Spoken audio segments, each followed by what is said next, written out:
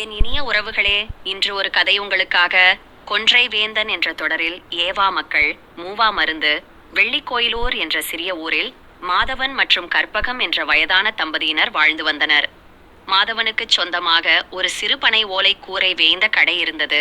அதில் அவர் ஊர் மக்களுக்கு தேவையான பலசரக்கு பொருட்களை விற்பனை செய்து வந்தார். இருவரின் முதுமையும் உழைப்பின் பாரமும் அவர்களை சோர்வடையச் செய்தன. மாதவனுக்கும் கற்பகத்துக்கும் 2 மகன்கள் இருந்தனர். மூத்தவன் அருண், இளையவன் கவின். அருண் மிகவும் அன்பானவன். ஆனால் அவனுக்கு சில வேலைகளை செய்ய தெளிவாக சொல்ல வேண்டும். அருண், போய் கடைக்கு விளக்கேற்றி வை.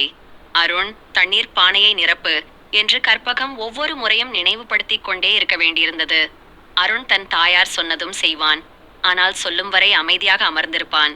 இதனால் கற்பகத்துக்கு எப்போதும் ஒரு விதமான அலுப்பு இருந்தது. ஆனால் கவினோ வேறு மாதிரி. அவன் பள்ளி முடிந்து வந்தவுடன் கற்பகம் சொல்வதற்கு முன்னரே கடையில் மாதவனுக்கு உதவத் தொடங்கிவிடுவான். அப்பா, உங்களுக்கு காப்பி எடுத்து வருகிறேன். இன்று சரக்குகள் அதிகம் வந்திருக்கு போல, நான் எடை போட உதவுகிறேன் என்று தானாகவே முன்வந்து நிற்பான். மாலை நேரம் வந்தாலே, அம்மா, நான் விளக்கேற்றப் போகிறேன், மாட்டுக்கு தண்ணீரை கொண்டு வந்து விடுகிறேன் என்று சொல்லிவிட்டு கற்பகத்தை பேச விடாமல் எல்லாவற்றையும் முடித்து விடுவான். ஒரு நாள் மாதவனுக்கு உடல்நிலை சரியில்லாமல் போகவே அவரால் கடையை திறக்க முடியவில்லை. கற்பகம் மிகவும் கவலை கொண்டாள். உடல் சோர்வால் அவருக்கும் எழுந்து வேலை செய்ய முடியாமல் போனது. அருணிடம், அருண், இன்று கடையை நீதான் பார்க்க வேண்டும், அப்பாவுக்கு மருந்து வாங்க வேண்டும் என்று கற்பகம் சொன்னாள். அருண் சம்மதித்தான். ஆனால் கடையை திறந்த சில மணி நேரத்திலேயே சலிப்படைந்து விட்டான்.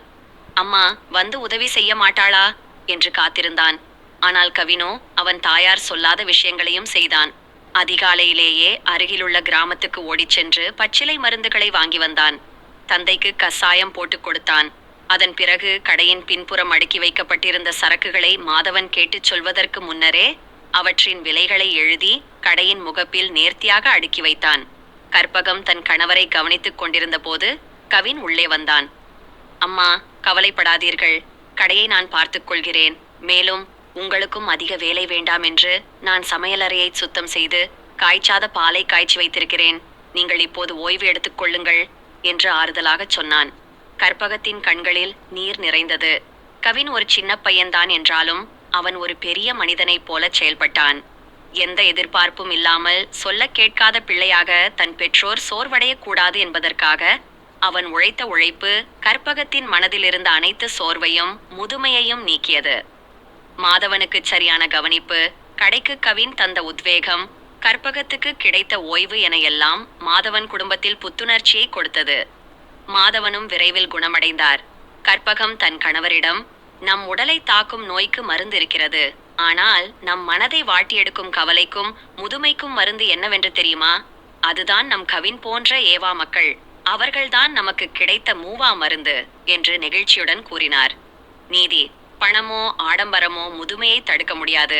ஆனால் நாம் சொல்வதற்கு முன் நம் தேவையை உணர்ந்து செயலாற்றும் பிள்ளைகளின் அன்பு, அவர்களின் அக்கறை மற்றும் சுறுசுறுப்பு ஆகியவை பெற்றோருக்கு மன நிம்மதியையும் கவலையில்லா வாழ்வையும் தந்து அவர்களை எப்போதும் இளமையோடும் மகிழ்ச்சியோடும் வைத்திருக்கும்.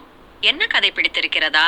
பிடித்திருந்தால் லைக் செய்யுங்கள், ஷேர் செய்யுங்கள், சப்ஸ்கிரைப் செய்யுங்கள். மறக்காமல் உங்கள் கருத்துக்களை பதிவிடுங்கள். நன்றி, வணக்கம்.